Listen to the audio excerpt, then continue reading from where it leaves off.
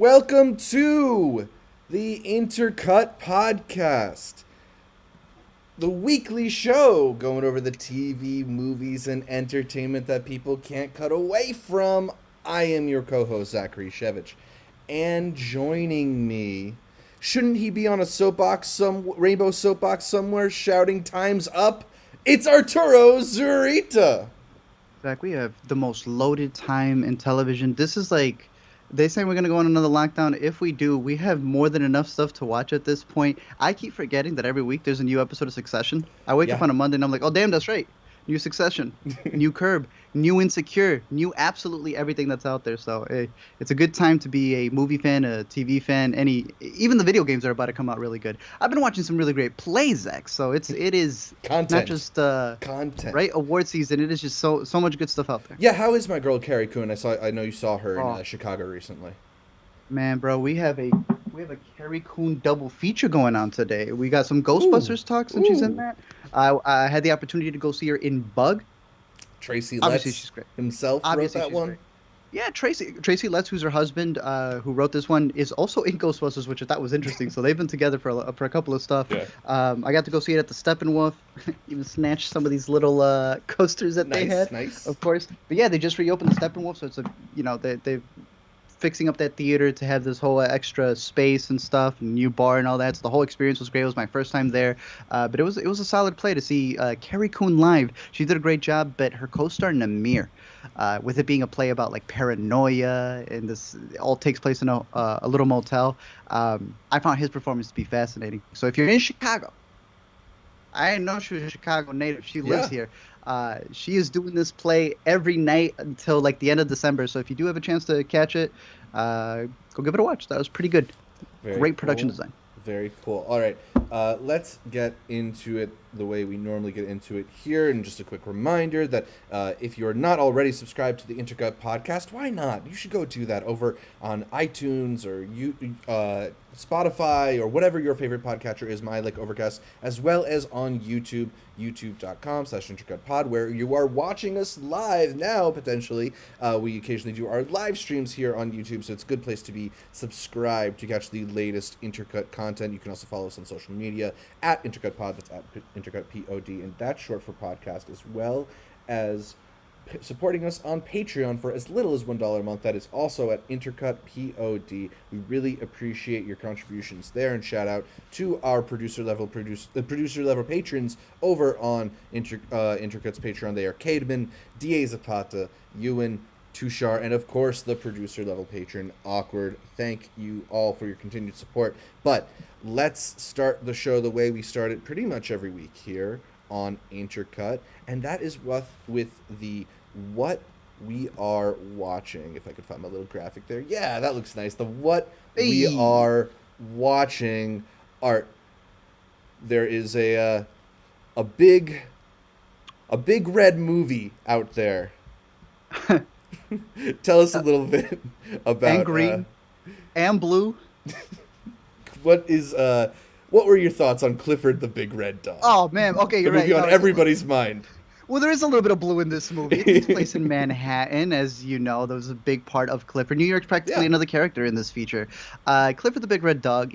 I grew up on Clifford. I read the books. Clifford was the series of books that taught me how to read Spanish growing up as well. So I'm very well versed in the Clifford verse. This was a movie I actually bought tickets to go see in theaters. I didn't even see him in the big screen. He's the Big Red Dog. It's playing on Paramount Plus, and while I don't like that service, if you wanted to catch this movie, I'm assuming you have kiddos, spend the $9.99, get a free trial, watch it there instead.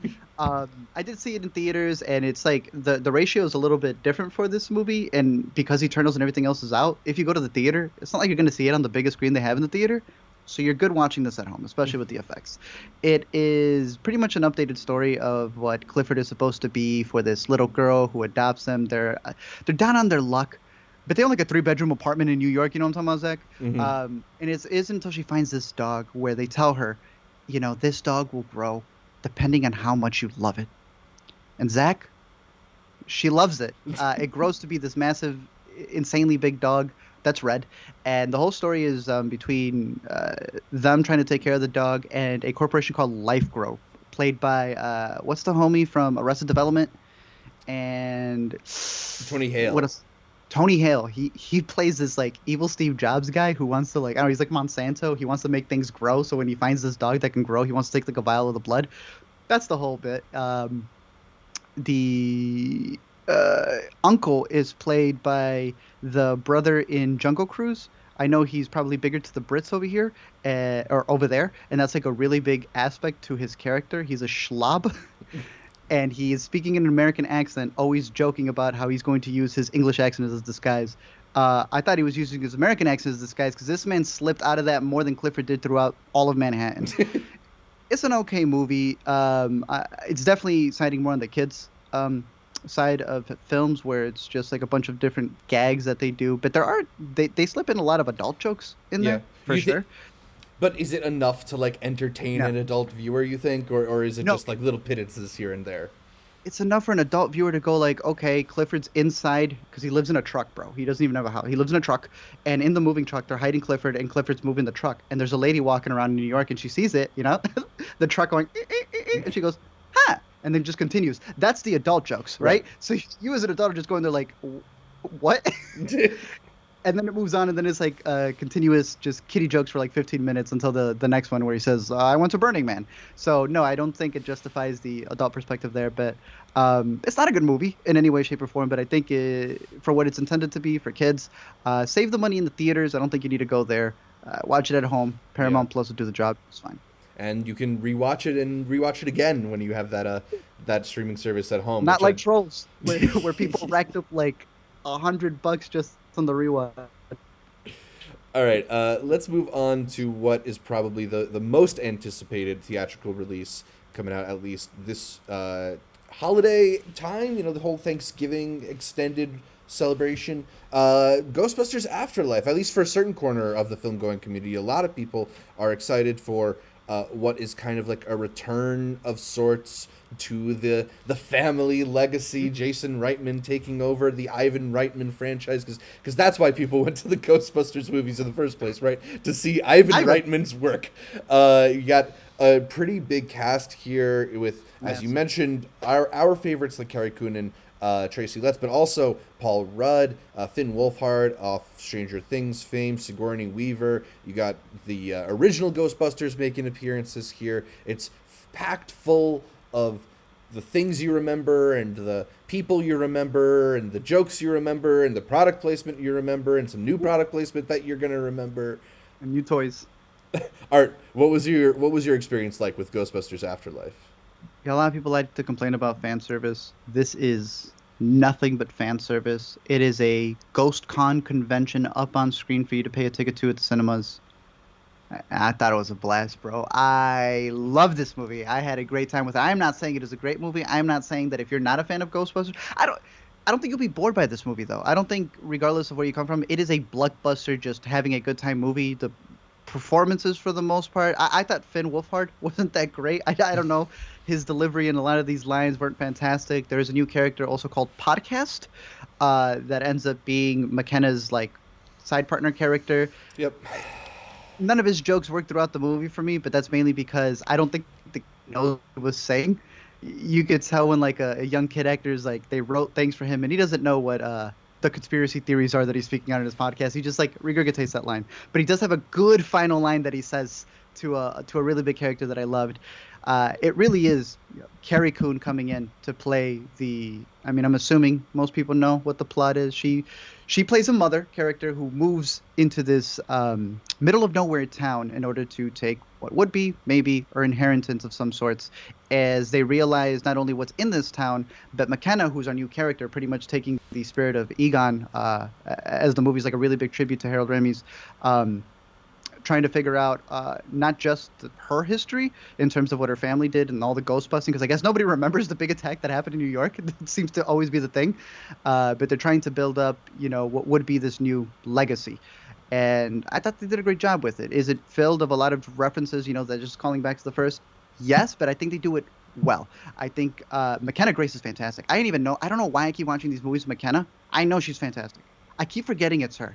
My goofy self probably thinks she's getting too invested into it that I completely forget that that's her up on screen. But I thought she killed it. She definitely feels like the granddaughter of Egon. and I like the little adventures that she goes on. Like I said, not all the Oh, okay. I've been wondering where I know McKenna Grace from. She's the person who everything, plays the younger version of everything, everybody.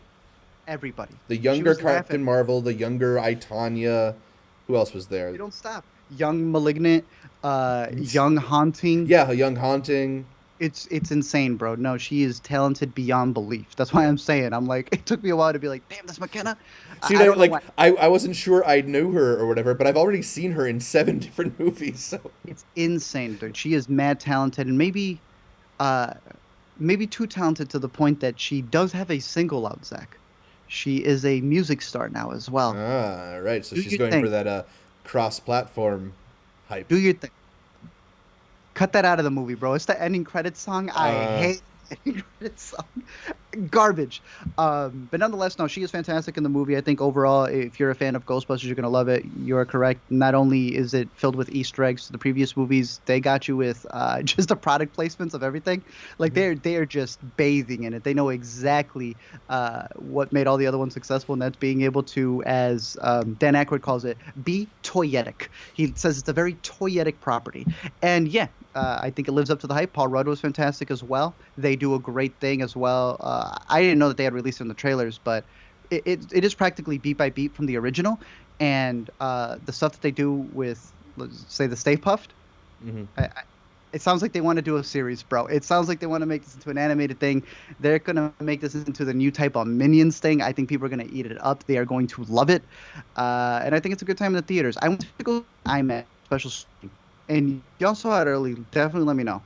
I went in there, and they start playing Eternals. Everyone boos, which one is hilarious that it's playing it and I was like, boo, it just is in the beginning. They're like, no. Yeah. They then go and replay it again, but they chopped off the screen. Now, you know how big I am with my IMAX. They chopped off the IMAX Hmm. damn intro. So I'm watching this whole movie, and it never expands to IMAX. I paid the extra money to go see it in IMAX. The big deal that it's Ah. optimized for IMAX. If any of y'all see this, let me know if it's fully shot in IMAX.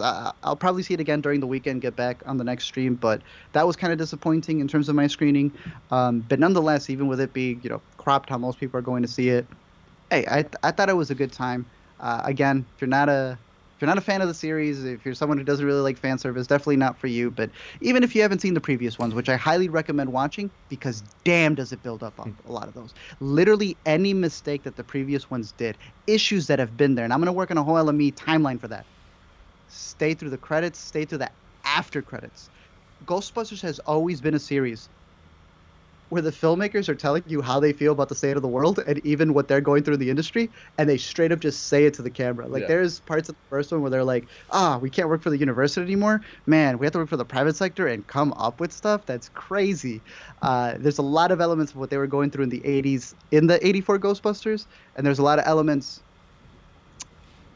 with the new generation that they come into play here because the 2016 one, non-existent. Just, Yeah. just like it never happened, bro. Not They're, commented on. dude, they're meeting up as if they haven't already appeared Right. in another Ghostbusters property 5 years ago. They're like, damn, look at them up on screen. Yeah, if And they this could thing- like Berenstein Bears that out of existence or whatever, they definitely would. Which, Right. it's a shame. I haven't seen it, but like, I feel like it's just strange to treat like a whole movie that way. especially because again, all three of them are in it, and because they're in it, like, Yeah. it had some authority with it. Yeah, no, I think this is the reboot people wanted of the Well, franchise, and I'm sure they're going to carry. Devesh here in the comments asked, "Do you think it'll appeal to the youth? Does Ghostbusters sell to them?" Because you said this is going to be something that fans of it are really rewarded by, and there is sort of this idea about bringing Ghostbusters back to it for a new generation. Like, is this the type of movie that would, 20 years in the future, inspire people to then fight about being, oh, not my Ghostbusters? Yeah, because it stays in line with the original, like it really does. And for people who, like, again, what you're saying, you have to understand that for a lot of people, this is like, oh, this is just homaging and redoing Well, what but the original like, if did. you don't have that reference point, if you're a 10-year-old kid right now going to go see Yes. Ghostbusters Afterlife. I truly believe that McKenna, in the future, will finally have a young version playing one of her characters when she's older. I'm banking on her. I think she does a great job in it. So yeah, I do think it will live up for that. I think all the kids who were in my screening, yeah, one of the kids even said, "Turn off Eternals. We're here for Ghostbusters," and that kid loved it, man. Nice. So, yeah, I definitely think it's going to live up to the hype Yeah. for that. And I think it's going to be a perfect Thanksgiving movie along with that we'll be talking about in a little bit. All right, so let's get into the latest Disney animated film, one that I know that you got to see. I missed my screening, unfortunately, so you got to tell me a little bit more about Encanto. Encanto is the newest one by Jared Bush, and I'm forgetting who the other director is, but Byron these are Howard. the, yeah, I believe the duo has worked together for all their stuff. Zootopia, easily being one of my favorites. Tangled, again, I think is a masterpiece. But they also, Jared Bush worked on Moana. And if you're comparing Encanto to Moana, I feel like it's an even split in where I think Encanto has a little bit of a better story, very similar, but I enjoyed the story a little bit more in Encanto. But I can compare the songs because they're both Lin-Manuel. Moana songs. I don't Mm, want to say blow it out of the water, pun intended, but it really does. The songs in Encanto are great. They really fit the story, and you're following along with them. It does this thing though, where for many singles, you kind of need a phrase in there that doesn't have to do with the movie.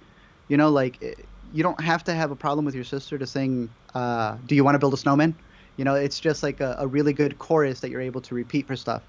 A lot of the songs I felt in Encanto, bar two of them, are very much like "We're la familia Madrigal," and they're like singing about the family. They're singing about the like a sibling Bruno. So you don't really have that element of can you sing this Disney song, at any other point in the day. mm, And they kind of play into that because they actually do homage another Disney song, which I thought was interesting. They even had it credited in the credits without spoiling. mm. But it's still nonetheless enjoyable music. I just wonder how much it's going to have a replay value outside of the movie because all Right. the songs really play into this family who has all these magical gifts. They have this matriarch who's festival for every single one in the family once they turn a certain age to see what their gift is. I wish it didn't spoil it in the trailer. It is already in the trailer, so you do realize that the main character Maribel doesn't have a gift, and Hmm. it's her trying to figure out like, what am I to do? Am I going to be able to stop the issue that's arising in this movie, which is that the family may be losing their. They don't call it magical powers; they call it a miracle. Mm. Um, Lean has been on a run with having, families where there's no villain in the Heights. That was a big factor of it too, that there is no villain, um, quote unquote, because there kind of is. Yeah. They're in the background. They just don't want to mention it. They keep the one here very much in the shadows. It's more so how is the family coping? What are the problems that the family is passing down, be it generationally, and just how they work together as a family? That the biggest strength, that they have is not just in working together, but loving each other and not really putting the pressure on each other. And I think that's what I really loved about the movie. Again, I think it's a very good story. The characters are enjoyable.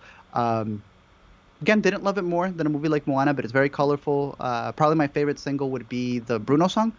I thought that was a fantastic little one that really encapsulates everything together, not just in switching up the genres, like different rhythms. Hmm. So you'll go from like rapping to like, more regular singing to then more of the Colombian style influences that Lean's doing here. I'm trying to think what played before it. There was a short that played before it that was kind of cute. But there's no About "You're Welcome" or no "Let It Go" lurking among the soundtrack for sure. for yeah, no, yeah. In terms of the soundtrack, that's what I'm saying. Was Like it you just the? mentioned, Sorry, was it the Luca short that played before it? no, it was like an opossum, like a Hmm. I don't know. It was yeah, no, it was like a little animal short that was okay. It was kind of cute, but yeah, again, I don't think the music is going to stand up because even the song that you mentioned right now with Moana, the "You're Welcome," right? Hmm. Like no one's thinking of Maui, like you are, but you're not thinking of like what did this mean to the character of Maui in this moment? Right. No, you're able to re-sing that song because you're like, what can I say except you're welcome? Like you're there's a nice little chorus with that. In these other ones, all the choruses kind of rely on like telling you the story of the family. So uh, you'll see it if you end up catching it. The only other thing that I would add with this is, and I guess I'll save that one for when you watch it because it's a little bit more of a spoiler. Hmm. Um, I guess that's all I have to say about it. I'm trying to think of something else, but I'm blanking on what the other Devesh points. asked if it's the best Disney thing this year, and if not, you have a idea of what might be the best Disney thing. I can't even think about Yeah, what are the other Disney what stuff? other Disney things was Luca this year. I think. Oh, I prefer Luca. Yeah, I Yeah, would, I I would prefer definitely Luca prefer just a Luca. little bit. Yeah. Okay. Should we touch on the biggest movie of all time? Ever? I Ever, mean, we have ever? to. It's a cultural phenomenon. Yeah, I mean, people just can't stop talking about Red Notice. So what's the next one we had, Zach? Did you even catch this one? No, no. Did people really catch this one for sure? Like, what we're talking about for people who don't know is that Netflix declared Red Notice to be their most watched debut ever, Biggest their biggest of all opening. time. Most people watched it. They don't put numbers on it because they never put numbers on this stuff until much later. But I just am having a lot of trouble believing that because I don't know, man. I didn't see anybody talk about Red Notice. I retweeted this, which I'm about to show on the live stream, that Peter Labuza tweeted out. The Google trend around Taylor Swift, Dune, and then way down at the bottom there, that red line that doesn't really tick up much. That's Red Notice. That's how much people are actively looking out for Red Notice and Googling it and trying to find out information about it. It was opening day, bro. So you see when it starts going up a little bit right at the end, that would have been opening day. You have to understand, it skyrocketed, Okay. bro. That guy right there. It's like a Red Notice. You didn't see it coming. Put the next day right there. Is Zach? You wouldn't even believe it. It's not even. It doesn't even shoot up. It's just straight perpendicular. I don't get it, but I guess this is Netflix now. This is a $200 million movie, Zach. Yeah. That, and they still had to do promos for Ryan Reynolds' gin and Dwayne Johnson's tequila in the movie. And you didn't see the movie, so you didn't even know how it plays, bro. It makes no sense. Again, this is a spy thriller in where you have what is supposed to be, I guess he's Interpol or he works with Interpol. Dwayne Johnson is the agent. You got the bad guy who would technically be Mr. Reynolds over here, and they're trying to find this egg. It's every other movie you've ever seen. It's so many homages to Uncharted. It's so many homages to Indiana Jones. Literally, they have the box from Indiana Jones, from the warehouse scene, put into this movie. I don't understand why it's $200 million if everything's green screen. I don't understand why it's that much. If you're right, it's completely filled with advertisements down from cars that Dwayne "The Rock" Johnson can't fit into both their gin and their other thing. And what's weird about it is that I like Ryan. I like everybody in this cast for the most part. I like Ryan Reynolds. He's got that shtick, right? Where he goes, I didn't take the painting with the woman with the red hair. Cut to the wide, painting Yeah. with the woman with the red that hair. snarky, kind of disconnected, smug thing. I don't know where the egg is, I swear to God. Yeah. Cheap recording of him saying, I know where the egg is, swear to God. It's just, it's the same bit over and over again, but it's with a, what would you call it, self-aware comedy, the Deadpool thing that he's been doing. Snarky, that when he just stuff. leaves the bottle of gin there, it's like, aren't you the type of person to make fun of that? Right. And they didn't take the time to make fun of that. And that's where I'm like, see, that's the part where you will actually break through and have a joke. There's a Vin Diesel joke in here as well.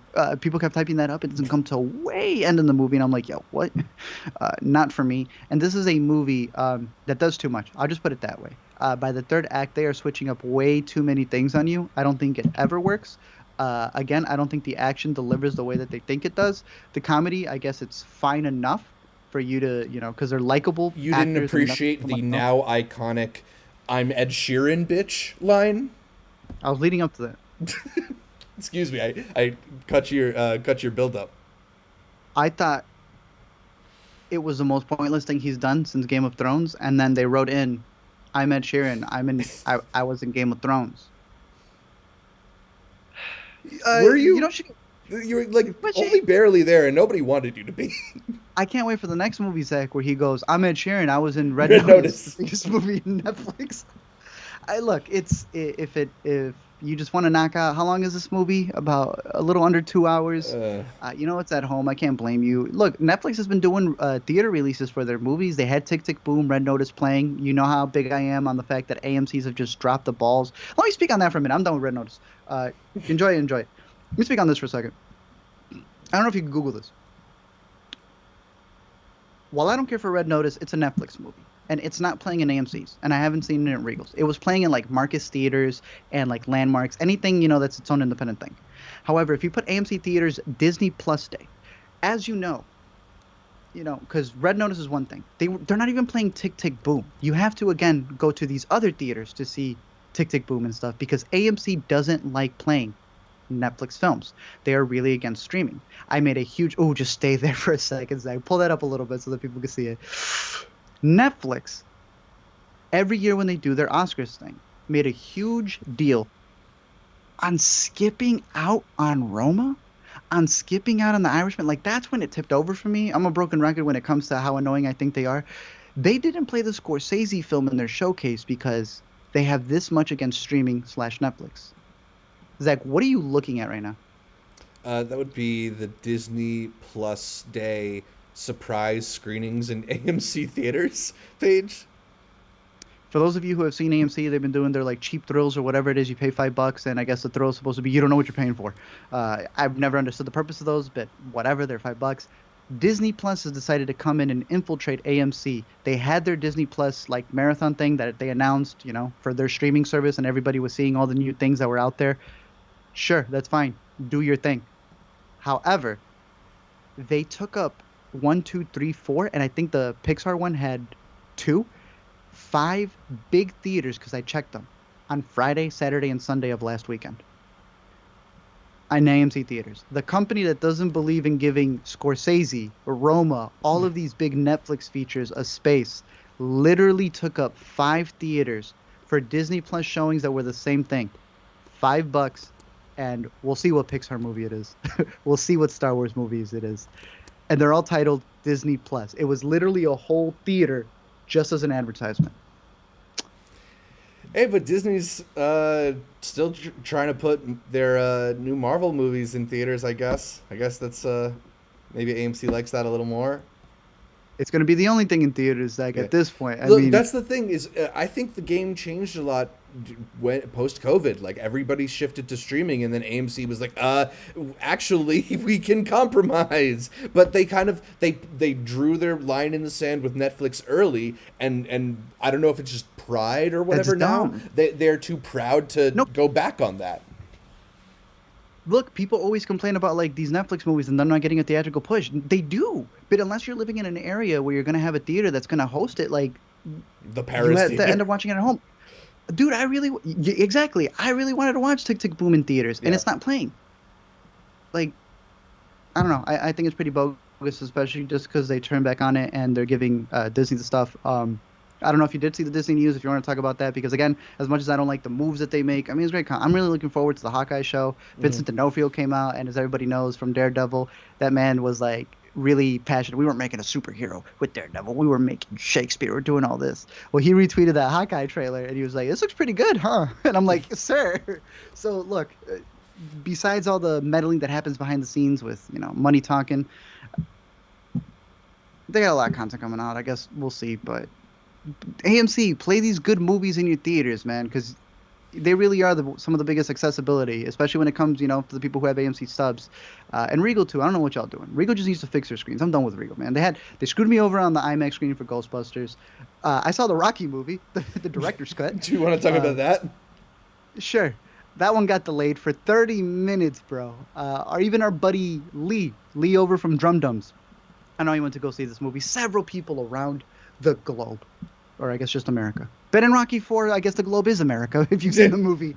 Everyone in America was there on that Thursday night to see the fight that happened decades ago. Rocky v. Drago. It's the fourth Rocky, the biggest Rocky. During COVID, I guess he had nothing else to shoot, so Sly, who directed and wrote this movie, decided to go back, and he was able to convince MGM that he could re-edit this movie and make a new cut that he wanted to make from all these years ago, and release in theaters, and that there would be an audience there because it was the biggest of the Rocky films. I am a huge Rocky fan. Love the original cut of the movie, as goofy as it is. This new cut is completely different. It changes the tone. It is more serious. If you know anything of the movie, they cut out the robot. The whole premise is, this is the one where it's really just America versus Russia, and there's so many political undertones and everything, down to, the opulence that Rocky has now that he's like really big and he's got this robot. And then you have Drago, who is pretty much a subject of the Russians who, they're just using him in terms of like a political fight. And this is the big one because, obviously, spoilers, I guess, for a 35-year-old movie, but I mean, Creed's spoil it as well. It's when Apollo Creed, the main dude Rocky was fighting in 1 and 2, ends up becoming his coach in 3, and even in 4, he dies. And he goes back to change a couple of things. I heard I'm not the biggest... he gives him a little bit more punching time. Yeah. The scenes that he gives Apollo into like why he really wants to take the fight, the The fight itself, him not slipping and actually being able to put more punches in, it's great. He reworked a couple of the fights, but there's some changes I just don't like. He has now cropped the movie. He has color corrected the movie, so it's more punchier. The colors are a little bit different. Yeah. And he has also changed when Rocky throws the towel, which is a discussion that I'm gonna have for an LME. Rewriting history, my friend, right here. It's a little too much. He reworked a couple of things that are improvements, some that are not as much. He added a lot more Adrian into the movie, and it's one of those where when I came out of it, I was like, I thought that was a director's cut, not a director's cut scenes, because it feels like you can take all these scenes and just add it to the original cut, because he added 30 minutes, but he also took out like 25. So I think there is a version, like a fan edit of this movie, like they did for Spider-Man, 3, where you just take all the extra cuts from here and even some of the fixes, put it into the original cut, and I think you have a really, really, really solid movie. But it went a little bit too far away from the movie, you know. Yeah, and then on top of that, like I said, when we went to go see it, we were waiting there. We had the interview. They had like a Q&A with, well, there was an opening with Sly. We were supposed to have a Q&A. Never happened. When the the opening happens, literally it turns off, and we're all waiting there for 40 minutes. They also lied to us and said that this was a one-night only event. The moment we get there, they say, "Congratulations, you were here. You're a really big Rocky fan. You're the first to see it in theaters. Do you want to be the first to see it at home? It comes out on digital tonight at 12 p.m." I was like, the only reason you're in theaters is because you thought it was a one-night only event. I was in theaters, man. So this thing's because it's a Fathom event too. So you got to pay the extra money to see this. Literally, the thing glitches. We're waiting there for 40 minutes. I thought someone was gonna buy it off Vudu, just cast it up on the screen at that point. And honestly, that's what they did. I have footage that I'll be putting in the LME. Yo, they pulled up direct TV. We're all sitting in the theater. They pulled up the direct TV to fix it. I was lucky enough to be one of the ones who still got it at the end. Our buddy Lee and several people across America did not get to see it. If they you're went watching home and us had to buy it off on Amazon. the YouTube live stream, a lot of angry people on Twitter after this one. It's insane, but hey, we are dealing with just so many cuts, not just with the Rocky cut, which I think is interesting in some of the stuff that he changes, but it doesn't change stuff too vastly. For those of you who saw the last Escape Room 2, there is a version that leaked. So the LME that we covered was for the theatrical. I will be making a follow-up to that, but the extended version for Escape Room 2 is a completely different story. So much so that Escape Room 3 is going to be so weird for people depending on what they follow, the theatrical or the extended. I see Hillary's also talking about the new Godfather movie. That's one I haven't seen yet, but it is on Showtime, and I just got Showtime, so I'll be catching it. The third one, as everyone knows, is not the best one. The extended cut. He said he fixed it, so I'm curious to see how that one is as well, but I'm not against director's cut and the such, but it still comes down to the decisions that are made. And in terms of the Rocky one, I'm not a big fan of the throwing of the towel. I feel he's going back and trying to change things. I'm cool with him saying like there were scenes that were cut out that the studio didn't want me to put in, but if you're having a change of heart 30-something years later, So there's a version though. Someone cut it up, put it together. Let me know. All right, so that's most of what we've been watching. I don't know if you want to say even just a quick word on Love Hard, which spent like a second atop the Netflix trending charts. Our boy Jimmy O Yang is in that one. Good for him, I guess. I don't know if you have anything else about that. No, it's a cute little movie. Netflix is always going to have like their holiday one that comes out. And I thought this was fine enough. It's your regular dating app movie where what's her name from Vampire Diaries? She works for BuzzFeed, does these blogs. Yeah, she's always like making content out of the bad date she goes on. So when she finds this guy who she keeps texting back and forth, ironically being that dude right there on the right, it's funny seeing his Tinder profile say 30 because he's in Never Have I Ever. And we knew he was 30. This is the guy I was telling you about. Yeah. Who he's doing a thing with a 17-year-old. And I was like, nah, this man's 30. So now that I have footage of literally him as a Tinder profile saying 30 years old, finally he's paying his age, which I'm glad to see. Good for him. But overall, it's a cute little movie for the most part where she gets hoodwinked because it's actually Jimmy O Yang. And I love Jimmy. Jimmy is hilarious. Yeah. I don't think they put him in as many good projects, but here he really is the vehicle that's like taking it forward. And it's this whole relationship that he builds with Nina.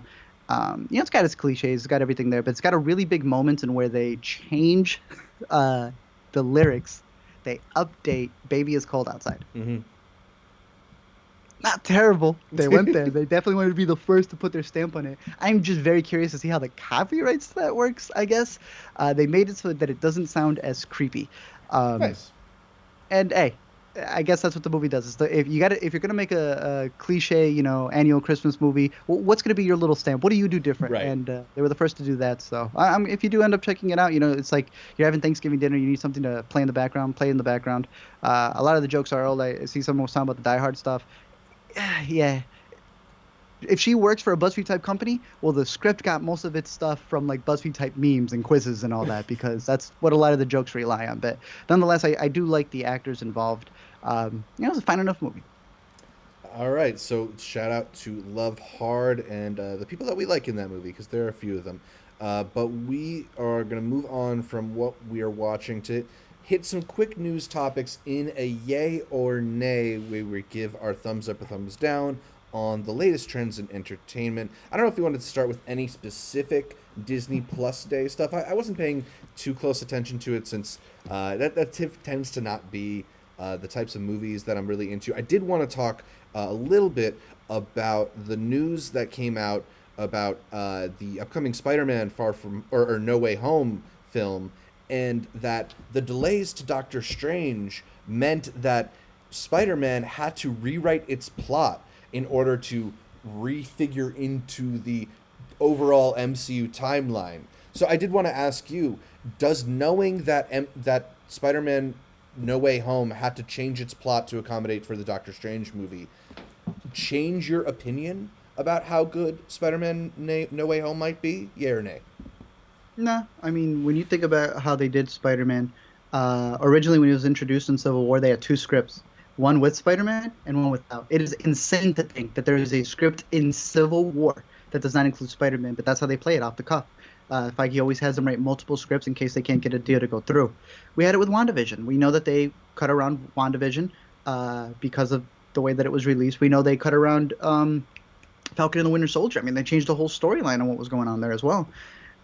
Doesn't change too much to me, but I am one of those who hopes that one day Tom Holland will get his own movie. I'm sick and tired of seeing another adult Avenger in his posters, right? That's not even the new one, but you know what the new one looks like, right? Literally, it's just him. He's always being chaperoned, man. Mm-hmm. Always, every single time. If it's not Tony Stark, it's the ghost of Tony Stark. Now it's literally the new Tony Stark, which would be the new smart aleck, snarky head of the Avengers. I don't know. I want him to have his own movie, but of course I am excited in what they're going to do. Whatever changes they made with Doctor Strange and all that, it doesn't matter. We all know what we're waiting for this movie. You saw the new trailer? I actually didn't see the new trailer. I kind of the internet, or maybe it's just Twitter. Maybe I'm spending too much time on Twitter. I got the just tells you everything? The screen time notification, and I'm spending like over an hour a day on Twitter. I need to stop. But yeah, it's just like I feel like I find out everything through tweets or at least speculation, and I'm just a little. It's a new environment. It's just a little bit too much for me. I have enough free promo from strangers that I don't need the marketing materials yet. I'm still interested in seeing the movie, but I don't need the trailer, especially since it hasn't confirmed the two big questions that everybody has but knows, but doesn't know, but really knows. Bro.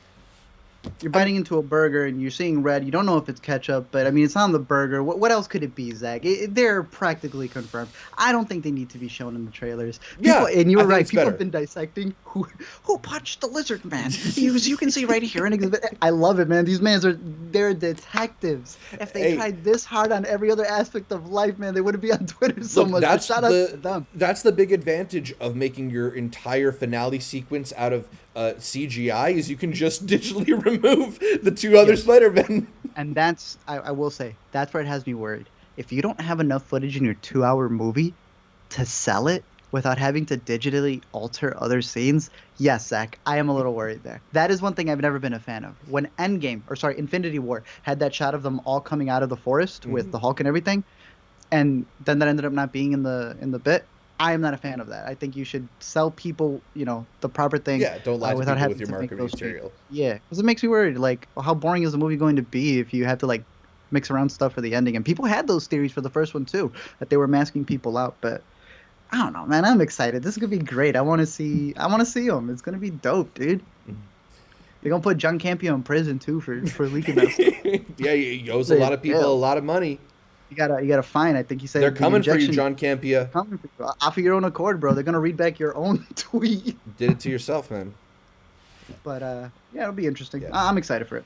In other Disney-related material, Kathleen Kennedy, the producer who has steered the recent Star Wars iterations, has re-upped her deal with to Chief Lucasfilm. She'll be heading the company through 2024. This comes amidst news that the much-hyped Patty Jenkins fighter pilot X-Wing film has been indefinitely shelved. So Definitely. indefinitely, which sounds a whole lot like not going to happen. Zach, is that Patty Jenkins in the new Succession episodes? Was it Patty Jenkins? I'm kidding. It was Oh. that new assistant that Roy Carrie? has. Yeah, she does kind of look like Patty Bro, Jenkins. she looks like Patty Jenkins every time she appears on screen. Hey, I mean, look, I wasn't the biggest fan of the last Wonder Woman, but more so the whole approach that her and Gal had in where they took the streaming deal. That started the ball rolling for Right. Warner Bros. It screwed out a lot of other directors, but they got the nice little paycheck in a movie that's saying don't be greedy and take money over everybody else's, happiness and enjoyment and such. Then she goes back and doubles down on like if your movie's streaming, it's probably booty. It needs to be in theaters. Nonetheless, I don't want her project to be shelved, but Yeah, it's I Star mean, Wars. We've had so many shelved, so many, yeah. yeah, I mean, it makes that whole video with her roller skating up to that know? fighter jet just so That her embarrassing Yeah. on rewatch. Like, I don't know, to Creative invest. differences, that's different. Yeah, but is it really creative differences, or is it like they're kind of stubbornly in their way? Like, I don't know. I don't know if there's much room for creative expression in Star Wars right now. Like, they seem to just be throwing all these projects at different creative people, whether it's Patty Jenkins, whether it's Rian Johnson, whether it's Benioff and Weiss. And if it doesn't amount to like this perfect vision of how they want to J.J. Abrams the story forward, they just drop it. And to me, it almost makes me wonder if like Star Wars just isn't a movie franchise anymore, if it's just a TV franchise, because That's where they kill it the most. if they're continuing Kathleen Kennedy's deal, despite the fact that there hasn't been a new Star Wars movie since, is it 2017 now when Rise of Skywalker came out, or 19? 19? And Bob Iger back then was saying he wants a Star Wars movie in theaters every year going I forward. see they're asking in the chat if there's going to be one. And look, I know Kathleen Kennedy's gotten a lot of flack and everything. And I mean, I know her credentials besides Star Wars, going back to all of the Spielberg days. But if there's one thing, and I had covered it when we did the LME retrospective on the previous 3 Star Wars, is that when you're talking about Patty's new to this. What they did to Miller and Lord, I thought that was bogus, but they were new to it. Ryan actually had a finished film, right, with The Last Jedi. Yeah. Again, mind you, however you think about the movie, she is on record in the behind the scenes. There's a whole doc where she's like, this is the boy, this is the man, he is the greatest, we gave him everything. Then what'd she do with the follow-up? So I don't like seeing a producer who's going to do that and then, take away everything from them. I didn't like when they did it with Lord and Miller. He had a full film. So now when that's happening with Kathleen Kennedy, it seems to be a trend that they're taking stuff away from the creatives. And that's lame, bro. I nothing agree. to add to that. It's just lame. I agree. And like, look, they Kathleen Kennedy has steered the Star Wars IP towards a lot of very profitable directions. Obviously, Mandalorian was a huge success for Disney Plus. I think that alone is enough to renew her deal. But at the same time, I don't know if it's been the creatively rewarding experience that so many Star Wars fans were hoping for. And it seems like the only thing they feel comfortable doing now is sort of retracing their steps and kind of like they're not going forward with the new stories. They're like, let's go back to young Jabba or Obi-Wan, go back to young Boba Fett. Let's let's CGI Mark Hamill so he looks like he did 30, 40 years ago or something. But screw it, why not make both avenues? You're such a big franchise. Like, make a new one? Give them the old stuff. And I don't know why they didn't learn any lessons from like Rogue One and stuff like that. Like, try some one-off stuff. I don't know, man. Devesh is talking about the Chloe one. Yeah. So Supposedly what do you think Chloe about Chloe Jenner? Zhao and Kevin Feige are supposedly heading up a new Star Wars movie? Screw me. What do you think, bro? I already told you all this. I don't believe it to a certain extent, based on Sure. what the buzz was out of Eternals. Like that just seems bizarre to me. That She's gonna make Tree of Life Star Wars. I don't know, man. Eternals definitely did not give me any faith that she would make a compelling uh, Star Wars movie. You know, because say what you will about how Eternals looks and how there's a few pretty shots in it, but she fought for not one but two different screenwriting credits on Eternals. It just moved that like I've never really seen, What do you mean? and that's she. So when scripts go through rewrites, so if they're rewritten significantly enough, the writers get a credit on the finished screenplay. So she did a draft with her writing partner. So she's credited with her writing partner. Then she did another draft by herself, and she's also credited for that rewrite. And she fought for those credits. And to care that much about the Eternal script, I don't know. It doesn't leave me with a lot of faith in your Star Wars project. Hmm. Do you see that as a story thing? You see it as a franchise thing? Because you're describing to me with a double credit. Anytime I see a double credit, it's based characters based on. No, they're both screenplay credits. They're not story credits. You know, because I'm thinking is that like a franchise thing? So It's you make sure your weird. name is stuck to these. The whole movie is weird, bro. But okay, interesting. Yeah. So, the future of Star Wars is definitely interesting. I think Devesh also mentioned they have that Lando show in development. A lot of those shows of looking back in development. I don't know. For the Disney stuff, do you have anything on the IMAX? No, tell me about it. You heard Oh, about the their Disney Plus IMAX thing. That's cool. IMAX. You're supposed to say IMAX and hands. It's a really big deal that they're supposed to do. Obviously, big IMAX fan here. Love it. It's full screen. Yeah. So I can remember back in the day, I used to go to Blockbuster. I used to see a DVD and you had to pick widescreen or full screen. Or if you're really lucky, it's one of those double sideds where you can choose. Ooh, you could choose, right? Yeah. You put in the widescreen, you put in the full screen. Mind you, back in the day, many times it was literally widescreen because your parents wanted it to fill the whole screen because they paid for a big TV. Literally, it was just chopping off the sides because they were just like zooming it in. This is supposed to be proper IMAX enhanced. It's been really interesting to see the director say different things for it. Overall, I'm for it. It has been very interesting to see. I think it was Guardians of the Galaxy. James Gunn said he was really for it because he had opted, like he wrote it with all in mind. He did the shot list knowing when it was going to be and when when it wasn't. It was also what's his name from Wizard One. Doctor Strange director. Oh, Derrickson? About to do Black Phone. Yeah, Scott Derrickson. Yeah. He was mad. He was like, I didn't okay this. I Yeah. didn't want this. And mind you, for some of these movies, yeah, I went back and watched every single IMAX enhanced version. Endgame, Infinity War, and Shang-Chi, which was shot completely in 1.9. All three of those movies you will see in its full just scope, the way it's Yeah. supposed to be, the way that they were shot, the way that if you saw it in theaters and IMAX, it looked beautiful. And I think that's really cool. I think it does make a difference on your TV. It really does. I think it's awesome, especially in the action scenes. There are ones like Guardians of the Galaxy and even Black Widow, where they do this really cool thing where they'll be in an action scene that's widescreen, and then they'll cut to black, and someone will open a door, and the door will open up into the full 1.9, the full frame of what it's supposed to be. They even have a really cool one. And I kind of want to make a video on this, breaking them down with some visuals. They have a really cool one in Black Widow. If you watch it on the final fight, it's in widescreen, and while they'll cut, from wide to frame, they have one where as it explodes, it expands, and I was like, I don't know, that's kind of cool. I liked it. Yeah. Well, I mean, I think it's a cool thing that they have the freedom, the technological freedom to not limit themselves to one aspect ratio or whatever it is, and that you can choose for some of these too. It's cool. Obviously, you want them to be doing it with like the authorization of the filmmaker or like the creative vision to make sure it's actually meant to be cropped a certain way. Like that's one of the things that's I think has been really interesting in the streaming era is seeing all these different ways in which cropping for modern screens has actually hurt a lot of our favorite properties. I saw there was a screenshot going around of a Seinfeld episode where Costanza is pointing at a pothole and the pothole is cut off.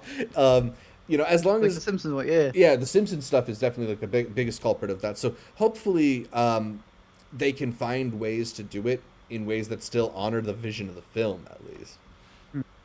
And I see Vicious said that it's not really transforming it, and I agree because at the same time you have to remember that it's so much different when it's actually formatted to an IMAX screen than when it's proper IMAX. Because you'll have something like Captain Marvel. I sat through that one, completely pointless. Not only does it not add anything, it's just extra space above her head, and there's nothing that fills it in.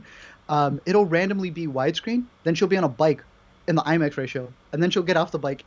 It's like 10 seconds of IMAX. Makes no sense. Yeah. So yeah, it does have to do with the story. You have to make sure that it's framed for it and that it works for it as well. Because again, we were talking about Eternals. The whole point with Eternals was that it's supposed to go whenever they're with the Celestials, really big, and then when they're back on Earth, pretty small. But I also didn't like it for Eternals. Yeah, you have to remember, for a lot of these people, they're just trying to get the IMAX cosign. Because if you don't have the IMAX logo, then you can't play in the IMAX theater where they charge you IMAX pricing. Exactly. I did want to bring up one quick story because I don't know if you heard that Netflix is producing a new comedy set in a Blockbuster video store with Randall Park in the lead. And I don't know about you, but my thought immediately went to last year. Or I think it was last year. Maybe it's this year because I have no sense of time now. Mm-hmm. When Last Blockbuster was the top trending movie on Netflix for like 2 weeks, something like that, and thought, like, is this how Netflix is now green-lighting their properties? Are they waiting for a documentary to pop off like Lost Blockbuster or Tiger King and then just mining that IP? I think it's worse, Zach. I think it's the moments in the Last Blockbuster that people pause or rewind it on that they go, oh, they like that type of character in Blockbuster. They like the person who walk around and do this. Make sure you write a character that does that. I agree with you. Did you see they now have the video games fully out? The video games and where you customize your Stranger Things character. Yeah. So do you like your character more in a flannel or in a polo? And I'm sure they have the data where if they say flannel, guess what your favorite character is going to be wearing in the next season. Right. Yeah, no, I agree with you. I'm kind of, I'm biased, so I'm excited for it, but I'm also like, is it going to be cringy? This is literally... We went from the 80s nostalgia. We are so in the 90s nostalgia now. Yeah. This definitely seems like that. So as excited as I am for it, I got to watch it. I got to see it. It could be really corny, and especially if it's licensed, Yeah. The one cool thing about the doc, too, is that they were willing to talk a little smack. Right. Just a little bit. That's the thing is, like, it's probably... Blockbuster as a company is probably in a place where it's not going to be, like... a glamorous depiction of what working at Blockbuster Video is like. And I like it for the sort of office comedy potential of it. I think workplace comedies in general are like an undermined resource in the modern media landscape. Like, there's so much joy that I've gotten from workplace comedies, and there's fewer of them being made. So to set one in like one of my most nostalgic places, like, absolutely. I'm 100% there for it. I do just find it very, very interesting that's like, I really do think it's extremely inspired by Last Blockbuster's success. I agree with you. It's they saw that people are responded to it. Not only that, it was huge on social media. Like, everybody was like, oh, Netflix made this Blockbuster documentary, and you and I know they didn't make it, they just bought it. Yet everybody now associates them with it and talks about it. It's so savage. They made this. That's all that matters, right? Yeah. So I don't know. Potentially interesting. I am interested at for sure. One last yay or nay that I want to hit before. You're right. I forgot about that. What? The context of this would be that it's Netflix. Yeah, doing the Blockbuster. Producing the Blockbuster series. Ugh. Make you feel a little ickier about it? Yeah, I don't know why it took me a while to connect that. You're right. Sheesh. I want to touch on one more thing here. Yeah, tell me about this. Yeah. So you were furious. You were angry. Furious. You're going to start a change.org petition. No, I'm actually quite thrilled. Party Down is coming back. The long rumored new season of the classic Stars comedy featuring a lot of my favorite performers, including people like Adam Scott, Megan Mullally, Ken Marino, Martin Starr, and yes, Lizzie Kaplan. They are bringing the show back, but as you can see if you're watching along with the live stream in the headline, Lizzie Kaplan is not coming back to the show. Although Jane Lynch actually just realized is going to be one of the people back, even though she was not on most of the second season of that show. It's interesting news. I'm definitely very excited for it as a huge fan of the tone of the show and the humor of the show. It's a little bit upsetting because part of what made that show so special is the dynamic between Adam Scott and Lizzie Kaplan's characters. Like, it's one of my favorite romantic relationships on TV, and I think they're both fantastic actors, but despite the many great performances they've given, I still kind of think they've never been better than they were on Party Down. Wow. So I praise. Yeah, it's a little bit like bittersweet to see this happening, although my hope, which I tweeted about, is that Jane Lynch left the second season to go do Glee, but she still came back and they wrote one episode where she hired the catering company. And I think it would be very on theme for the show for, her for Lizzie Kaplan's character to come back having succeeded as an actress, whereas the rest of them didn't succeed in their different dreams, and she hires the company. I'm not ruling out a possibility where we won't get some Lizzie Kaplan on the show for the revival season. It did make me want to ask you, if, let's say, Lost were to come back but without Sawyer, would you still be excited for it? Yes. Yeah? It just You play in the Lost world. Coming back. Yeah. A lot coming back. I don't know. Sure. We'll find a way to bring him back, bro. I didn't want the show to come back. Exactly. I mean, at a certain point, you just love the good stuff, and that it's coming back is good enough, Good point. right? All right, so let's move on to our big topic this week, which we wanted to update our thoughts on Succession. I know not everybody's caught up on Succession, so it might be worth dipping out for about like 20 minutes or catching up with us at the end of the show, because we do want to talk about some specifics about this third season, a really awesome season of television that we've been enjoying.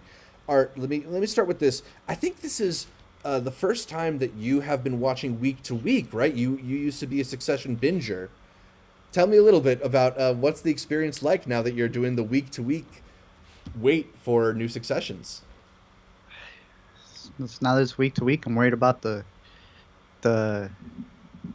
board chairs and the logistics, the shareholder votes, and the shareholder votes, and Logan's health, all the ups and downs. Like Logan's health, you can't be doing this if you didn't take your medication. No, it's great.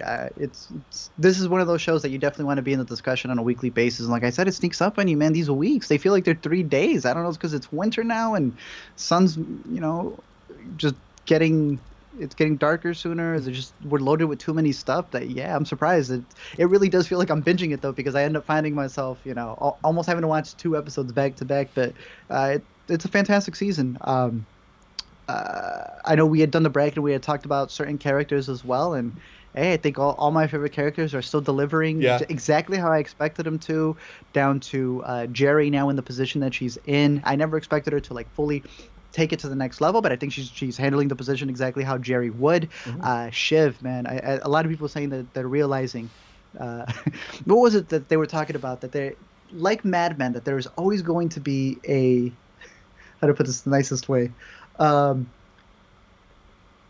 curvy redhead, and they're like post knowing, and not just being stunned by her, you realize, Shiv not really cut out for this. Yeah. They a lot of hype and not a lot of bang after that build up. All right, let's back it up a little bit, because there are some newer characters that I think are fun. Not a new character, but somebody who's maybe had a little bit of an expanded role as the show's gone on, is Fisher Stevens' character, Hugo. I'm now regretting not putting Hugo on that character bracket, because the way that Hugo kind of like acts as this middleman, I love that scene where he and Roman are looking at the forehead guy's tattoo, trying to see if, like, can you read, is that a K or does that look like a G? So funny to me. But then there's some new characters too. Comfrey, who is Kendall's kind of like PR right hand Bruh, you person. talking about the podcast girl? See the Red Scare girl. Stop, bro. I was like, this isn't. It's the actress that looks like Carrie Mulligan, bro. She Yeah. looked like Carrie Mulligan, and I'm searching all over the place to figure out who it is. I'm going through the IMDb, and then I realized she's from that Alex Jones Infowars Sailor Moon video, and I was like, Yep. what? It looked, man. She's alright. Succession does good casting. I think they find the right people for the right roles. I kind of I like the chaos that she's brung so far. Good tweet, bad tweet is definitely the best like GIF that's come from this season so far. Yeah, I really do like Colin, the security guard who has a stare down with Kendall, and then more recently is responsible for the removal of the dead cat, imaginary dead cat. yeah. And then pretty also Carrie, who's shown up and as Logan's assistant and kind of pulls one Carrie's over on Kendall fantastic, too. Yeah. Carrie's great. So told you you, know watch for her. they're expanding the cast. There's also Sanaa Lathan's character, who I think we're going to spend some more time with. You know, speaking of the big celebrity casting, we had a episode that centered on Adrian Brody's new character. I'm done with Adrian Brody. Too much Really? Adrian Brody in 2021, man. Too much Adrian Brody in 2021. But Too continue. fresh off of French Dispatch. I think I liked him here. I think he Fits it. fits the world of Succession really, really well. And I was worried about these recognizable faces and how they're going to integrate into Succession. But as far as Adrian Brody and Sanaa Lathan, I feel like it's been pretty seamless. Yeah. I realized while watching that scene where they have to like kind of work together in order to be able to get him on their side, that Adrian Brody is that dude who may not be doing the crazy Hollywood stuff on the side, but he knows the people who do the crazy Hollywood stuff on the side, and he's cool with it. He won't say anything. Just make sure you got him in the next role.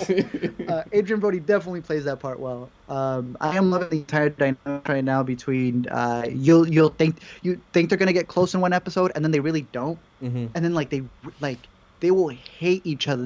When Z-Way appears in the third episode? Sophia Wobi. She's our boy's really excited to like go on there because he's on this whole run where he thinks that he's gonna be able to like just make fun of himself throughout the entire run, and then Kendall realizes like there's a letter that's released on him, and it's just like, you know, the ups and downs that they're all going through with each other. Where it's you think, oh, they're still gonna be siblings, or nah, they just did something to each other where I don't see this being fixed ever again. Like they're really yelling at each other to the point that I don't see them ever being a family. And they were already stressed as can be, thinking back to like when they took that one retreat in the earlier seasons. I don't know. It's really great to see the dynamics there. I had said that it was going to be Shiv v. Kendall, and for a second it almost looked like she was going to join, but it definitely on complete opposite sides. What do you think of her deal? Right. So yeah, in the most recent episode, Shiv kind of takes a little bit of a step out on her own while Logan is dealing with his UTI and related pee madness. Is that what they called it? And sort of gets herself a seat on the board. You know, it's interesting because I think Shiv has taken a lot of L's so far this season. Too many. Just being constantly undermined, and when she does try to assert some power, she's basically told like to back off and don't bother Carl of all people. Like she can't tell Carl what to do. But Bro, look at Pink Sweets. When Connor came in and said, "Is this like that thing you did when you were a kid and we were playing pretend?" I rewinded that immediately. Where did this come from Connor? How did he out of nowhere come up with probably top 10 roasts in the show? That was so mean. That's exactly what I'm talking about. They're saying stuff to each other this season that I was like, I've seen y'all like really be mean to each other for two. But in this third, when y'all saying stuff that like, I don't know, man, like I wouldn't talk to y'all for a couple months. Yeah, I mean the letter that Shiv puts out, just being really, really airing all secrets for Kendall. The whole rape me sequence, like that. Right? How do you come back from doing those things to your siblings? It's definitely has that harsh tongue, has that harsh edge that we love from Succession.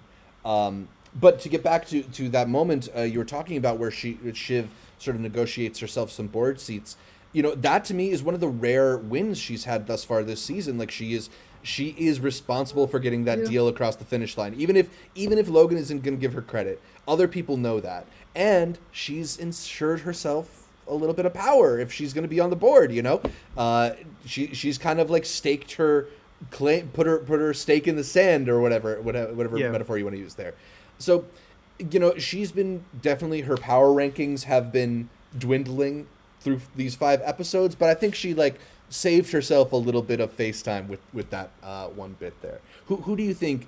Who do you think has raised their esteem the most in the power rankings? Who's negotiated their way to the top? Greg, they fighting for Greg. No, Greg, take my lawyer. No, Greg, take this lawyer. No, Greg, let me go over there. That's what I'm gonna tell you about Greg. I love Greg. Great character. You're seeing his true colors, man. I've always said this. I feel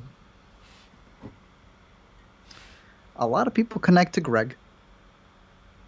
You got to give me all full screen over here. A lot of people connect to Greg. I think that they very much see themselves in what Greg's position would be. Greg kind of scummy, bro. I know we like to pin it on everybody else and that he's the novice here. Nah, at the end of the day, you don't need to be knowledgeable to be faithful. And there are moments where he is fully with Kendall and he's like, yeah, but like, Papa just called. Should I go have a rum and Coke? You said Greg's kind of scummy. My man's about to sue Greenpeace. Kind of scummy. Is there an affectionate way to sue a relative? Like I love you, but I'm also holding you financially responsible. I told y'all, man, you cannot have Gregs around you. I know y'all like them, but that's what happens. Honestly, like I felt bad when Tom was yelling at him. Which great scene, by the way. Oh yeah, are we talking about the scene where he talks about the castration? Yes. Oh my God, what a scene! I was just kidding. Yeah. I don't want to be here either. I don't know. There's just like because that they're saying a line, but there's so much extra meaning to it. Which again, Tom would also be one of my favorites.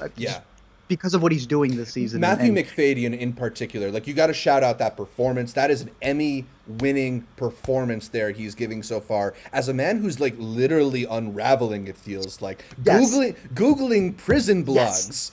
Yes. my man is not doing well. Yes. If Greg has shown his true scummy side, damn. Did Tom turn into really the heart of the show, man? Yeah. The conversations he's having, not just with Roy or with Logan, in terms of like, I'm willing to do this. He's killing it this season, man. Yeah. He's never been in my top 3. He's in my top 3. Yeah. I am higher than Shiv this season. Would have never thought that. He's incredible. Great. He's great. I'm definitely really excited to see. Yeah, I think episode 5, the most recent one we saw, was actually a particularly good Tom one, because you really do get that desperation, that like how much he really, really wants to belong, and how much he relishes. Like, even if Logan is in this piss mad, poor health state, he's going to relish that moment where he gets called son, because it means the world to him to be included in that way. And that desperation is so funny and sad, but it's super compelling. I ask you, would you have left it up to the shareholders? Would you have taken the deal? I personally am Team Logan in terms of decisions. You got to trust the man. But is he in his right mind when he's saying that? Or maybe the piss madness just makes him more unfiltered and truthful than ever? Logan, here? Yeah. Logan, not even his full right mind? And then everybody else with missing his faculties? Even with that, yeah, that's how far ahead Logan is. He's always been right, but I don't know. We'll see. I think there's gonna be a fallout to it, bro. Yeah. I agree with you. I don't know if right? It's definitely giving the Sandy Stewie coalition a lot of power. By the way, Sandy's daughter being named Sandy is just a succession. The whole bit was so funny. I just listened to my father. I just do what my dad tells me. Don't you guys? Don't you guys? No, it's a really great season. As we haven't mentioned Roman, but Roman continues to be the glue.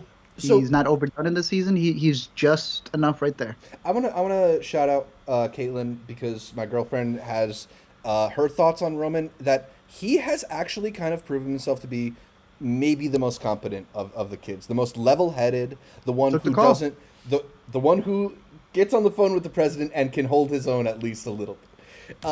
This has been a pretty interesting Roman season, as a guy who through the first 2 seasons of the show never really seemed like a real candidate to be in the running to take over. He's got the right energy about him, that he isn't fazed by all the craziness and chaos that he has to deal with.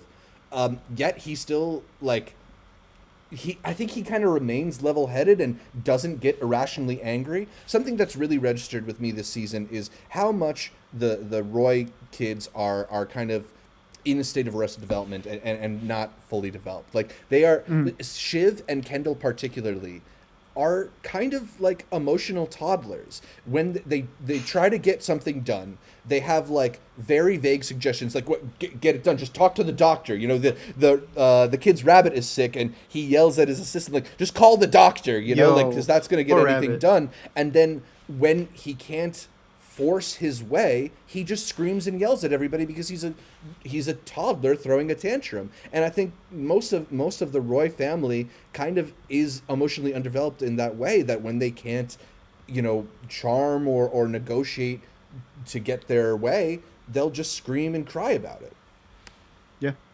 No, you're 100% correct. Yeah. I think that's the reason why he knows that none of them are going to be able to, I guess, make it. I don't know if the season has changed for you, who you think will be the one to fully take over, if there is one. I mean, there was even that moment there with the deal where they almost said, oh yeah, we'll make the deal, but no Royce can ever be part of it. And yeah.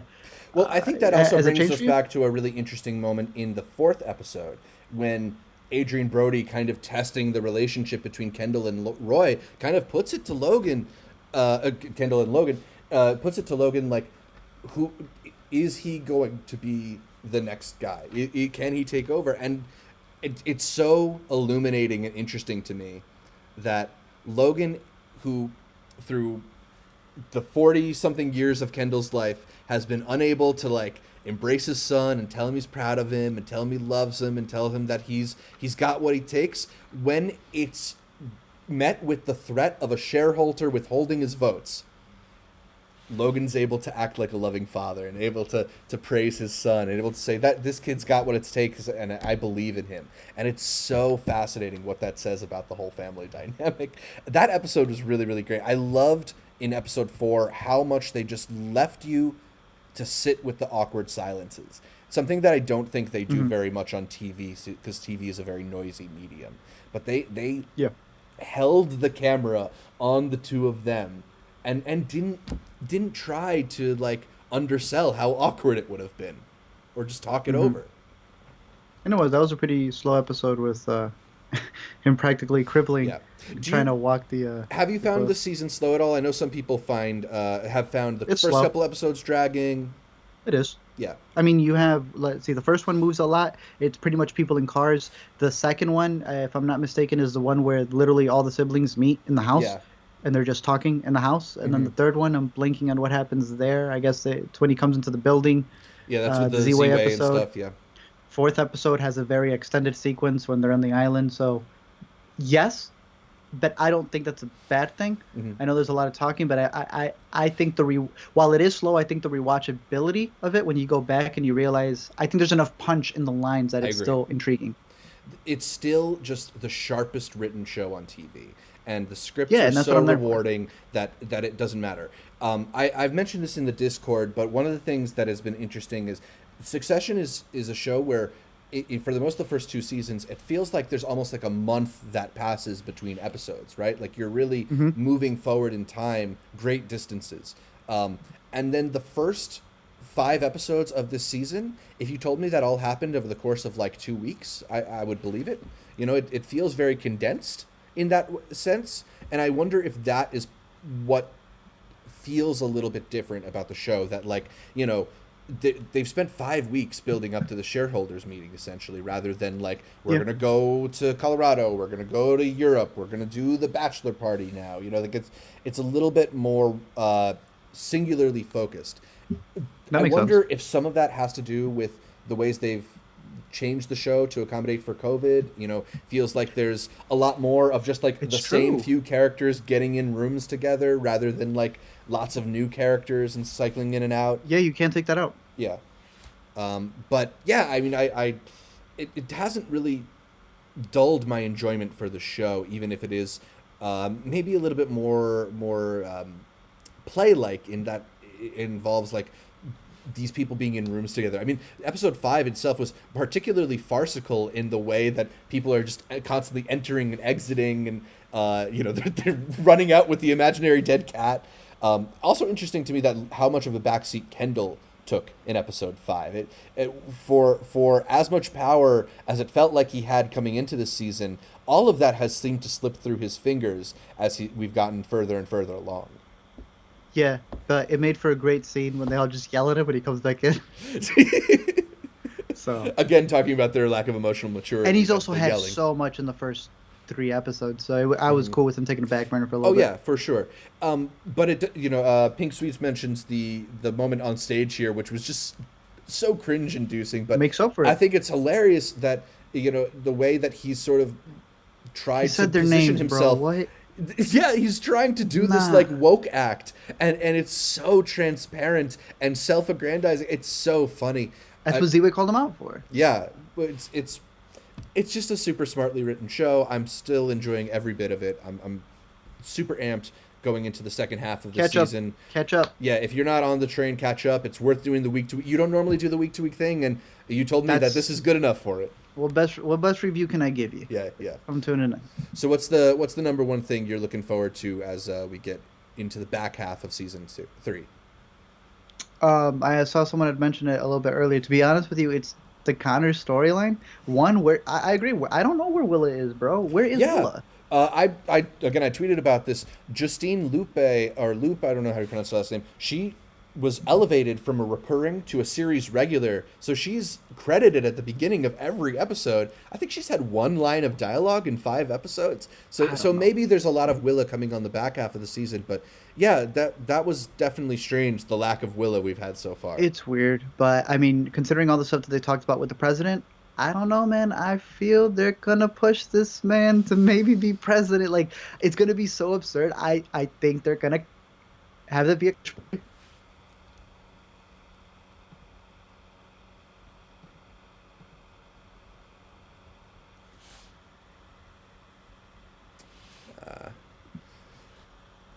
Sorry, you paused for a second there. I think I glitched out a little bit. Yeah, pretty much I was just to run it back in case it didn't go through. They're About going the to definitely push this man Yeah. to run for president. Even if he doesn't make it, I think there's going to be a whole election focus for sure. For sure. Yeah. Oh, yeah. I mean, that's the coming next of Succession talks about how they're picking the next president, and Connor has been kind of saying, like, look, He's been saying it. I'm waiting, guys, and not just for whether he's running for the presidency, but he's also looking for the kind of approval from the family, or give him some kind of job or something. I'm waiting for Connor to make his big play, because he keeps threatening to do it, and maybe we're gonna get that soon with the looming presidential storyline coming in Succession. So yeah, that's definitely an interesting story to me. I'm very curious for that. I'm also very curious when Alexander Skarsgård is going to show up. That's another big guest star looming on the horizon, and he's not going to show up for a small part. So is he going to come in and change the balance of the show yet again? A lot of stuff to look forward to with Succession. We'll talk about it more on future intercuts, I'm sure. Let's wrap this up with the new to see, where we also get into our picks for the week. I want to start this off with something that is maybe not going to be a pick for the week, but shouting it out just because it is going to be in theaters. Did you ever get around to seeing Bad Luck Banging or Looney Porn? I have not yet. So I believe this was chosen as Romania's entry into the Oscars this year. So Damn, it got chosen? Okay. Yeah, so if you are one of those people who likes to follow the Oscars race and stuff, this is maybe worth keeping on your radar, even though I was really frustrated with it. There's moments in here that I really like. There's a whole sequence in the third act that I think is very smartly written. I liked the debate, and then they kind of undercut it with a needlessly vulgar ending that I hated. But not everybody hated it. There's David Ehrlich has a 3.5-star review, so maybe you agree with David Ehrlich. So Bad Luck Banging or Looney Porn is available in theaters. And not something else that I wasn't a huge fan of, but is getting some accolades, is What Do We See When We Look at the Sky. This is a Georgian film that I think was just nominated for a Gotham Award. and it's available in theaters. It's a pretty interesting film in that it's kind of this like observational look at a town, and it has like a little bit of like an ADD focus in that the lens shifts from different stories to different people, and there is sort of like this love story that connects most of it, but a lot of it is just these little tangents about the town, and it gives you sort of like a sense of atmosphere. I didn't fall into its rhythms. It's a very, very slow moving movie, but it is beautifully filmed and kind of like uh, almost like a fairy tale in the way that it's narrated. So there's something there for some people. Definitely not my favorite. I did want to shout out a movie that we liked back when it played the Sundance Film Festival. That is Writing with Fire, which is Hey. out in theaters this weekend in a few cities, New York and LA at least. This one is a story of a an Indian newspaper run by Dalit women, taking advantage of modern technology. They're using smartphones and filming and editing stories that are telling the stories of a lot of people who are not covered well enough by the Indian media. And it just like it's a very strong argument in favor of the role that journalism plays, like local journalism, particularly in telling the stories of the people affected by those stories, by the people affected by those stories. Highly recommend that documentary coming And out. technology, because I like this one too. I highly recommend it as well. It's because of the phones and the ease of access of being able to go in with them, and the internet, that they're able to get their stories out that they wouldn't have been able to prior. Another film from Sundance, which is it a documentary? I think we were a little I bit don't on know, the bro. fence You've had about me. that Yeah, one. you still have me thinking on this one. Captains of Zatari, very interesting film. I kind of think it's sort of like Hoop Dreams, but for these refugee children playing soccer in Jordan. It's just a fascinating look at the lives on the ground and the dreams of these kids and how they kind of get sucked into this like landscape of international soccer. I don't know. I appreciated it for its observational qualities and just sort of giving you a story of these refugees that isn't about the pain and the struggle and the hardship, right? It's about where they kind of some of the joys they have or some of the passions they pursue. But yeah, it does have that That was little bit decent. of like, is it fiction? Is it reality thing going on?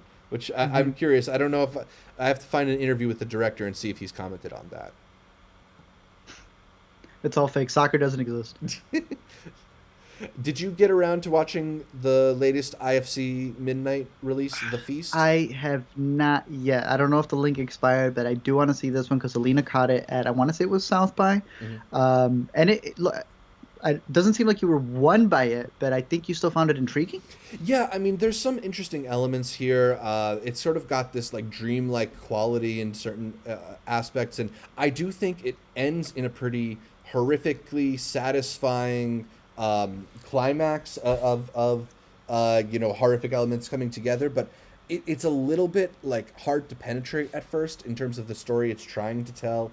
I think a lot of the scary stuff that happens feels very unmotivated or underexplained too. So even if some of the performances and visuals kind of intrigued me, I was just not really ever connected to what's going on in a way where the scares felt justified, if that makes sense. So Okay. maybe I need to give it another try. It also feels like to me a film where I'm maybe missing something by not knowing the folklore behind it. Like it definitely feels like it's reliant on knowledge of stories or of a place that I didn't have. Okay. Because it is filmed in the Welsh mountains. It's spoken in Welsh, which I don't know if there are a lot of movies that come out of Wales, but it does feel like a novelty, at least to me. Yeah, I don't know. I was a little mixed on this one, so maybe somebody I'm else. intrigued, though. Yeah, maybe somebody else can catch up with it and let me know what I was missing in terms of Okay. Feast. A couple of movies that are out now, I guess, or in theaters at least. The Power of the Dog, which will be on Netflix, I think, in a couple of weeks, but I think it's doing a 3-week theatrical run first. Mm-hmm. You're And the catching this music one box tonight? I'm hoping to some point this weekend. If you're able to go to the music box, I heard that the music box has a really nice 4K projection of this movie. Zach, you saw it once, twice? I had the digital screener, so I kind of saw it like 1.5 times. Okay. You recommend this as a theatrical viewing? I know you had said that Yeah, this is one of those where you had to run it back. yeah. So it is. It's got a really interesting story that I think is a little bit dense and one that takes a while to reveal what it's really about. Like for me, it was literally in the final scene of this movie where I felt it all click together. And maybe I'm just a little bit, and maybe that's my lack of You're not the only one, perception. bro. But Nah, you're not the only one. it really, really feels like it kind of just builds and builds towards its ending. And even though I was a little bit not sure of what exactly it was trying to tell until it got there, I felt very satisfied once it did. It is a really expertly told story here, directed by Jane Campion, with some really excellent performances. Shout out Benedict Cumberbatch, shout out Kirsten Dunst, our boy Jesse Plemons. But the unexpected turn is Cody Smith-McPhee, who I didn't really have much regard for prior to this movie, and he is very, very good in this kind of like weird, a little bit like not as masculine role. Uh-huh. I very much dug him here. I think he's going to be in the running when we get to Oscars time. Ooh, okay. But yeah, it's a very interesting movie about masculinity and about these relationships, and I just found it to be very alluring, very beautiful too. You got the Johnny Greenwood score, and you got the great cinematography. We got two this year? I think we got 3 Johnny Greenwood scores this year, man. We're eating This, good. Spencer, and We're what? eating good. Let me look it up because I'm not sure, but Johnny Greenwood. Wow. As you Keeping search that up, busy. yeah, I've been hearing a lot of great things Oh, wait, about is this. I this hear it's a. Wait, no, it is. It is. I looked at the wrong thing. My bad. Oh, okay. I've been hearing that it's a Marvel-less movie, and that it is one of those that Licorice Pizza, of course. there's certain scenes. Spencer, Power of the Dog, Whoa. Licorice Pizza. Imagine being connected to those 3 movies. I also did catch Spencer. I was telling Zach, I do want to rewatch it again, but I pretty much agree with everything Zach said in the previous podcast. If you go check out his, great performance by Kristen Stewart. But I have to watch it again because I came at it from a completely different perspective, and this man was like, "Now I'm telling us stories. I don't know what Spencer mean to y'all. This is what Diana mean to me in this movie." So I do want to give that one a rewatch. But damn, I did like Greenwood's score in that. I'm so excited for Licorice Pizza, bro. I hope you get a screener soon, man. I hope you get a big. I bought my ticket to 70 millimeter. I don't need no screener. I'm watching this movie exactly the way I want to. I'm unfortunately it's not happening until after Really? Thanksgiving, but I bought my tickets to Licorice Pizza already. I can't wait. Well, happy Black Friday, bro. Congrats to you, man. I don't know when we're getting it, but I do want to see it in a very nice theater too. Yeah. But yeah, no, I'm looking forward to Power of the Dog. I know it was supposed. I thought it was gonna have a November 17th release. I guess that meant for theatricals. It should be in on Netflix. Sorry, at the beginning of December. But I'm gonna try to catch it in theaters. Yeah, Devesh mentioned, is this one an Oscar contender? Definitely. This is going to be one of the big Oscar contenders. I would go so far as to say that it is in the running for Best Picture. So if you are an Did you see Oscar Belfast? watcher, I haven't seen Belfast yet. I'm going to go this weekend. Did you see Belfast? Okay. I was supposed to last night, but they delayed my screening because they were showing Eternals. Right. Let's go watch Belfast over Thanksgiving and report back. All right, I want to. But yeah, so I think this is Power of the Dog. It's going to be a contender in like all categories, really. Production, acting, directing, for sure. So that's Power of the Dog. Solid. Another Oscar contender is out in theaters this weekend, although neither of Ugh. us have seen King Richard yet. I'm very intrigued And no by Thursday it. showings. Yeah. It's the boy Ronaldo Marcus Green, who has some good and some bad in that track record. I forgive but, him for it. I we're- forgive him for that one. yeah, it seems like people are pretty hyped on King Richard. Most specifically, people are really hyped on that Will Smith performance. My man has been one of the iconic figures in Hollywood for years and years and years now. Has 2 Oscar nominations under his belt, but does not have that win. He's coming for it with this movie, it sounds like. I'm very excited. I don't know if he'll get the win. I hope he gets the nom, but I really want to see this one in theaters. But the HBO rollouts has it completely stilted, so I don't know if I'm going to end up seeing it at home because there's this one, and then Netflix, of course, also with the Lin-Manuel Miranda debut that I've been hearing great things about with Andrew as well. So we just got powerhouse leads this weekend. Lots and lots of Oscar contenders. We still have to catch up with Tick Tick Boom, so we will talk about that for sure on a future Intercut episode. Let's close it out with just like one random pick for the week, I guess, here in a movie that just it's already been available on VOD, but now it's available on AMC Plus and Shudder. So if you have either of those services, go ahead and check out Prisoners of the Ghostland, the latest chaotic vision from Sion Sono, which we caught out of Sundance. It is in the genre of batshit Nicolas Cage performances among the batshittiest, I think I would say. It's really out there. There's lots of gifable moments that I'm surprised haven't made their way to mainstream Twitter yet. But I really enjoyed this movie, even if I don't think I could tell you what it is about anymore. Like, I don't remember much of it, but I do remember that Nicolas Cage had a explosive collar and rode on a tricycle. Not just the collar, on his own on his own nuts too. Yeah. Oh, I totally missed our whole little TV section. Let's do a little rewind and talk about a couple TV shows. First, I got some TV shows too. Yeah. Let's do our little Paramount Plus thing first, man. They are making a push now. Paramount is the latest of the big streaming services, and they are investing deep into Taylor Sheridan, the boy who has given us Sicario, the script for Sicario. He's given us Hell or High Water. He's kind of like the name in sort of these like crime fiction, low boil thrillers that are out right now. He is in charge. He wrote the show Yellowstone, which has been I have been hearing great things from Yellowstone. It's a gigantic hit. It's one of the most watched shows on television, and so many seasons too. Yeah. And Paramount. And we're talking television. Yeah, but here's the thing: Viacom kind of fumbled the bag on Yellowstone. They already signed exclusive streaming rights of that show over to Peacock. So basically, Paramount's biggest show is not available on Paramount Plus. You can watch new episodes, but once the whole season is done, that stuff moves to Peacock. So in the meantime... Well, good, because Peacock got the better service. We'll get to that. I can stream it better. We will get to that. Without that many glitches. But in the meantime, they are trying to do a lot with your boy Taylor Sheridan. They just debuted the 4th season of Yellowstone, in which they had not one but 2 backdoor pilots for other shows that are going to be spun off of Yellowstone for the Paramount Plus network.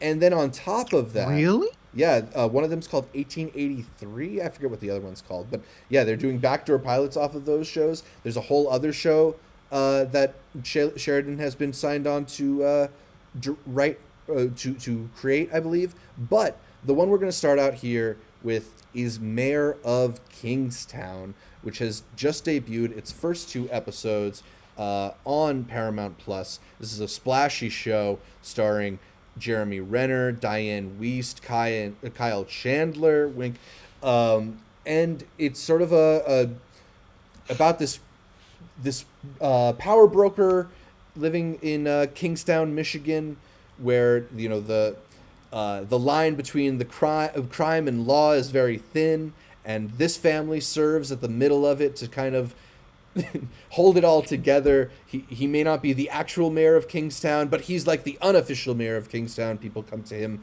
to solve all their problems. So they were nice enough to send us the first 2-3 episodes with press screeners. I watched the first one, and I honestly really couldn't make much of it because this is a show where people mumble a lot of their dialogue, and they didn't have any subtitles on those episodes. So I waited until they hit Paramount Plus so I could watch it with the subtitles, because I think you need it for a show like this. One is that's so densely plotted.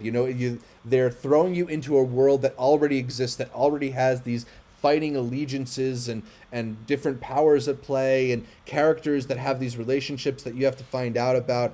And it is all kind of like so much to wrap your head around that, like, I don't know if I have a real feel for the show even after 2 episodes. They threw in some pretty big twists that I don't want to spoil right off the top, but it still kind of feels like a show navigating to a place, and one that I don't know if I'm like already sold on the ride. You have a pretty good Jeremy Renner performance so far, but the show feels a little bit flat to me through 2 episodes. Everybody's a little bit just like stern outer complexion, and like everybody's a little bit like hard worn from the environment, but there's not a variety amongst the deliveries that the cast is giving you. They even bring in like Diane Wiest, who brings, you know, the sunny energy to so many performances, and the first thing she does is tell somebody to fuck off. Like, it's just, I don't know, it's a little gruff and a little bit unrewarding. So I feel like it might get to a really interesting place, but I don't know if I'm going to stick with it long enough to get to that interesting place. And it's a weekly show too, right? Yeah, there's only 2 episodes out now. The next one's going to be on November 21st. It'll be interesting. I like how Hillary says, and it does sound a lot like it. You got Mayor of Kingstown after everybody still got in their mind the HBO show Mayor of Easttown. That's funny. Yep. All right, well, I'll see. I'm probably going to wait for it to completely wrap up, then probably give it a watch on Paramount. But, like, I mean, Paramount's just, they've been pushing this one because, again, through Paramount, through Peacock, I've gotten Showtime. I've been testing out all of them. So far, I will say, as much as I have a bunch of gripes for Paramount Plus as a service, Showtime is worse, bro. The Showtime one is terrible. But just focusing on this one right here, it is so difficult to find some stuff. Yeah. I was, like, literally just trying to watch Awkward. You know, for whatever reason, I wanted to catch up on that show, the MTV one from a while back. And they made it so difficult to look for it. It's just the way that they set up things. Even for mine, like I can't speak to yours, but my Keep Watching will sometimes mix things up. And that's not just to Paramount. You know, Netflix is known for finagling that as well to get you to continue on the site. But sometimes I find it difficult to find whatever the new originals would be if they're not pushing it enough with a big budget. And that way it's up on the top. And they also do this thing where it's like, if you scroll back up, it'll tell you watch now instead of like being able to click the show. Right. And I don't know. Like, see, the show's not clickable. That's clickable. Yeah, that you can't click the show. I don't know. I feel like there's still a lot of interface things that they need to fix with it. Yeah. And then it's just interesting. The thing that I found funniest is when I signed up for Paramount Plus, it does that thing that a lot of apps do where it's like, tell us 5 things you already like. And it's like, all right, tell us the 3 Paramount Plus programs you already like. And it's like, I guess I'm going to pick Paw Patrol. Like, y'all don't have a whole lot on your app for me to choose from yet. I didn't get to watch. It's like, which one of the 46 NCISs do you want? Right, exactly. But also, did you get the ad-free version or the ad-free version, or the ads or the ads? Because I'm paying for the full $9.99, no ads, and they still have put ads stuff in front. Now I know that there's also every single service is doing this from Prime to HBO where they don't consider the advertisements for their shows ads, but that's still a whole 45 seconds to a minute sometimes that I'm waiting there. Yeah. I don't know. Not the biggest fan of that so far. But, hey, Paramount, one of the big news with Viacom was that they, as big as they were, getting rid of, what was it, Annihilation, they thought they had scored swindling Netflix by sending them the Cloverfield one, the Cloverfield Paradox. They were like, nah, if these movies can't be theatrical, we don't want to do it because we are a theatrical place. They said they're not focusing on theater anymore and they want to build up their platform. So I am not a really big fan of the decisions Viacom makes, so I can't say anything there. But please don't tell me you saw the show called Ghost, bro. Please don't tell me. I hate the advertisement to the show. I did too. I decided to check out a couple episodes because it apparently is a gigantic hit for CBS and Paramount Plus. It's, I think, their most watched comedy so far. You know, R.I.P. our boy Utkarsh, who is like just there to be the boyfriend, like not even be funny on the show. He's just kind of there. Okay. It's a network sitcom, bro. Like, what do you want? It's broad and it's stupid. Well, that's the thing. They need to learn to make the shift over that Netflix did, where there's a streaming style now that people enjoy, which we've kind of had the discussions in the past for. Be it good or bad, there is this extra layer where now that you're on streaming, you don't have to go through the cliches that you end up seeing on television. I think you and I really were excited for that one that what's her name from Shiva Baby was going to be in, and then we catch it and we're like, oh, this is tropey as Call can Your be. Mother, yeah. You know, and I think that's just because it's still on network television. Yeah. And again, be it Paramount, be it Viacom, they're just not good at adapting. I mean, there's a reason why they put Plus. They were so late to the game, they just went, Paramount Plus. So, yeah, I mean, they're still fixing it. So we'll see what they end up doing. Is this CBS too? Damn. Probably. I know the other one ends up it's on Hulu. That's where I caught it from. Okay, that makes sense. So, Yeah. nonetheless, I don't recommend it. So don't even worry about where it's Yeah. streaming. Catch Shiva Baby on HBO instead. Yeah, Paramount and trying to get us to watch it, so we'll be keeping an eye out for them. As for other TV, I know you've been watching the latest season of Curb like I have. Fantastic. Man, Larry David Fantastic. still doesn't miss. Absolutely hilarious. I think the show has been getting a little bit broader under Jeff Schaffer's direction, like stuff like ending in the hot dog contest. It feels like not something that might have happened on the first 6 or 7 seasons of the show, but The orchestra. it. I mean, yeah, like Beautiful. it's just it still is hilarious though, the hijinks and just the situations and the conversational humor that they always get into. I still find the show completely delightful. It's the best palate cleanser after the acidity of Succession. HBO, No, I actually they've got agree it with you. going on Yes. Sunday nights right now. It's stacked, bro. And also shout out to Insecure. They also Yeah. sent us appreciate them. They sent us the whole rest of it. So even though it's coming out on a weekly thing, they've been really good at like sending us the whole thing as a package. So I'm halfway through Insecure, and I believe that they're at that point now with the live TV. Really love that show, and I'm very curious to see how she's gonna end it because I know Issa was saying that some people are gonna like it, some people are not, but I'm excited to see where they take it. I've been enjoying the season so far. Any other TV that has been on your mind? Ismail had brought up Maya and the Three, and I do need to catch that because I know that's the Netflix show that comes from the director creator who had done Book of Life. But right now, besides just the regular stuff that we had been talking, I've been doing a lot of rewatching or catching up to Money Heist, to whatever the space one is, Lost in Space, I believe is what it's Yeah. called. But I took a little time, I had seen my Succession episode, and I had gotten this ad for. I believe it's an HBO Max original called Southside. Yeah. It's a goofy little show, bro, but it takes place in the south side of Chicago. You got these dudes who I believe they kind of do delivery. I started on season 2. I just started with the first thing that was on there. It was like a whole Omaha Steaks episode. Hottest day in Chicago. Dude got his Omaha Steaks. He needs to find a place to grill them. And the jokes are funny, man. Like, it's not... I don't want to say it's like the budget, but like the editing maybe could be a little cleaner. The performances could be a little bit better. But nonetheless, if they were, then you wouldn't have the jokes that they're able to make in the show because Right. they go for it sometimes, and they'll just do one-offs that really got to me. And I would recommend the show. I thought it was pretty funny. Like I said, I started on season 2. I'm gonna go back and start watching it from season 1 because the characters are just hilarious. That the dynamic that they have is great. Awesome. So Southside, check it out. Very cool. We have comments here going back to Ghosts.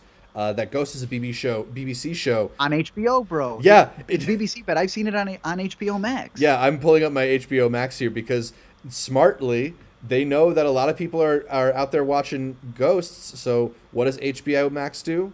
They put the BBC version of the show right in the recommended shows for you. They're not dumb, bro. And what's really interesting is that they actually started pushing their own version of like the top 10, because we kind of got into it how after Red Notice, Netflix has not created their own site for their top 10. That'll be a bigger discussion probably for the next one because I got to read up more in it. But they have now created their own website for all their top shows and everything of all time, not just weekly. These guys, as you pulled up the show right there, HBO finally has a tab that says trending. They haven't numbered it yet, but that's going to be really interesting because we know what has happened with Netflix. And HBO is going to be the same thing. And once all the other services do, it's going to change it as well. Once you put a number, that's a completely different perspective on how these shows are going to be marketed. It's going to be a really big deal who gets that number 1 spot, who doesn't. It's going to be like Rotten Tomatoes, right? Yeah. You can say that it's just like a metric, but that metric ends up honestly equaling money.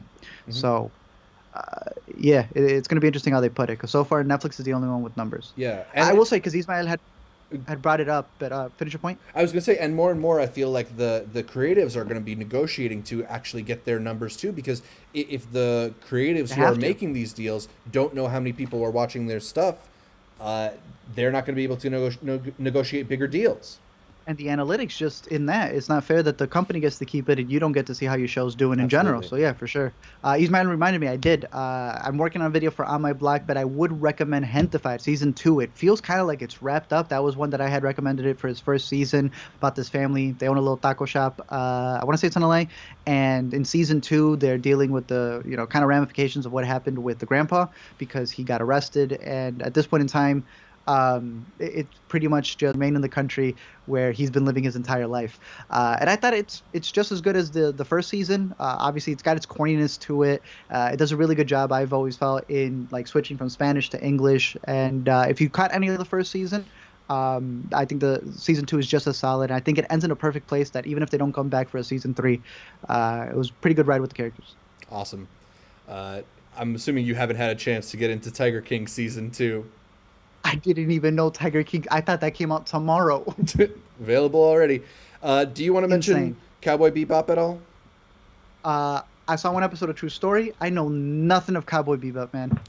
I have not been able to catch up with it. I tried to give it a chance. I'm not somebody who's actually spent any time with the animated Cowboy Bebop, so like I'm not coming in with that like love for the property. That being said, the live action show is way too devoted to trying to recreate That's what I the heard. comics. Like they try to, you can tell by even the way they move that they are not just doing an action but trying to specifically evoke an action from something else. And fundamentally, live action people do not move like cartoon people. And trying to pretend they do, you just make the live action people look ridiculous. And I think, whatever production you put into it, if you are so devoted to another property that you can't like make your own best version of it, then there's some failure along the line. They've been getting toasted on social media for posting those comparisons because it's not just that they're doing the comparisons, but they're doing bad versions, It's just not a pretty show to look at. It's not a very engaging show. The writing is very stiff. It's definitely a failed attempt. Like it feels cheap in terms of how it's done. And it's not going to satisfy people who already care about it, and it's not going to bring people who don't care about it in to watch it. So I don't know how devoted they are to Cowboy Bebop, but I'd be a little bit surprised, honestly, to see it get a season 2. I have to check it out. We'll see. Yeah. I'm gonna have to sit, but I feel like I need to sit through the animation before I get to that. Right. Like The actually first. the one that people actually Yeah. enjoy. I don't want to see the bastardized version of it and then have to see the original. I want to see the original and then take it from there. But For sure. I don't know if we're embargoed for True Story, so I'm just gonna not say anything as of now because I Yeah. don't know. I don't know I was what gonna the say, embargo is on it. Zach, pull up an episode. They Right. took the embargo on there. Do you catch The Maid? mention mentioned, like I said, I cannot say that I've seen it, but Alina just finished it the other day. She has been watching in the background. I think it's a solid show. Very depressing. I know it's based off a book. It's just 10 hours long, bro. To be in such a depressive single mother, I just hear you. trying to make it after an abusive mother and a very just flaky partner who keeps ruining. I don't know. I didn't have 10 hours of time to devote to hear that, but ya. Alina did, and I mean she said it was a good show, and from what I saw, and I would like Peter in, it's a fine show. It's good. I just didn't want to be depressed. Do any other TV shows, or should we get to a couple questions before we wrap up here? I have some questions. I think those are most of the recommendations. Anything else? I'm gonna have a big weekend this week, so I have a lot more to report on by next week. All right. Hillary here asked us, will you guys be checking out the A24 Beach live replay on loop over Thanksgiving? A24 is doing this like experimental 24-hour film thing called The Beach. What do you know about this? Someone had mentioned this a couple weeks ago, and I had mentioned I was like in the screening room, Mhm. so I finally I saw the advertisement to it. It's just dumb, bro. Again, I had to You don't like slow TV? What's your problem with slow TV, Art? is B-roll, bro. You got a problem A24 with is like, B-roll? yeah, you know those Yule logs? That's Yeah. on Disney Plus and on Netflix. So like, what if we did that? We called it The Beach. That's how it's coming off to me. I will report back once I'm dumb enough to pay the $6.99, and I guess just sit there and watch this man on the beach. I feel like hypocritical as somebody who has a Patreon, but I don't want to pay for this. Like, come on, this is some, like, I like slow TV, but I like, going on YouTube and finding video from a train going through the Japanese countryside or something. Like, slow TV can be really relaxing to throw on and just sort of let it leave there while you do other things. But like, I'm not gonna pay $6.99 for this, even if A24. And you're timed. How's that relaxing? Right. The busiest week. A24 just expects you to pay so much for that, and so, I'm sorry, I only pay too much for your cookbooks and random clothing. Nah, bro. Okay, you had to mention the cookbook. I'm done with the way that they release things. They all feel like memes. Yeah. It does not feel like they're actually pushing something interesting. Like, even if the creator thinks it's interesting, you're getting like a Netflix situation where they'll take your product and try to pitch it a different way from the director's intent. The guy, bless his soul, whoever made The Beach, but I feel like A24 is pitching it like, wouldn't it be funny if you just like stared at a dude at a beach? Like, that's how they're pushing it. Like, be super relaxed. Well, they're overdoing the selling point on this, and I don't know. We'll see. I'll come back once I catch. How long is it? I thought it was like a 24-hour thing, but maybe it loops. I have no idea, man. How is it this? All right. What other questions do we have? Charles asked us, is there a difference between best and favorite movies? He has 2 top 10s. It's an interesting way to think about it. I think some of that gets into the idea of objectivity and whether or not there is such a thing as objectivity, which I don't think there is. Like, I don't think you can say something is objectively the best film, but I do think you can acknowledge that there are your personal favorites, and then there are the things that are just like beautifully made, right? And like, even if something isn't necessarily the most beautifully made film, it can be one of your personal favorites.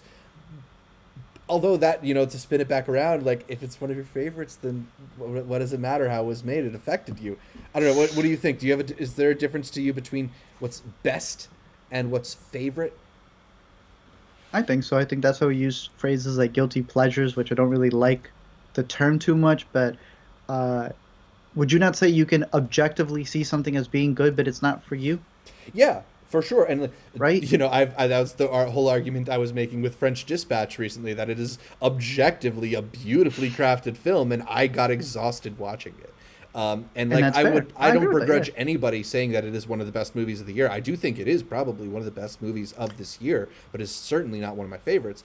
It's the other hand that I'm having a little more trouble thinking of, like, what is a great example of it, like something that's maybe not great in terms of how it was made, but I love it.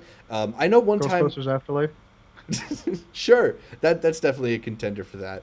I know that, like, we've talked in the past about how you can kind of see the seams in Sean Baker's Tangerine. How you can see where they cut some corners with that movie, but it still is like a magical experience to me. I think that's an amazing and just like an electric movie. Oh yeah, I vented to you about that the continuity was wrong. And you're like, I don't care. Yeah. But it's true. And I guess that would be the point, and that's where it comes down to that discussion. If there are certain elements that do not matter to you, mm-hmm. then that's completely fine. And then to somebody else, that may be like the biggest of deals. I mean, that's a whole form of that you learn in editing. Do you cut to emotion or do you cut to the continuity? Mm-hmm. And to some people, it's either or. And you cannot objectively say which one is the correct way to go. That is, that's the beauty of movie. That's what makes it so subjective. So I do understand what it means between best and favorite, and I do think that there is a difference, and I think it's just acknowledging that. Mm-hmm. But you're also asking, I think when people ask that question, they're not saying it like, is there a difference? I think I think what you're really asking is like, is it okay to let other people know that I'm approaching this movie from this perspective? And at that point, good luck. Yeah. Because yeah, I can rate right now Ghostbusters Afterlife 4 stars, and someone's going to be like, wow. But that's off of my enjoyment of it.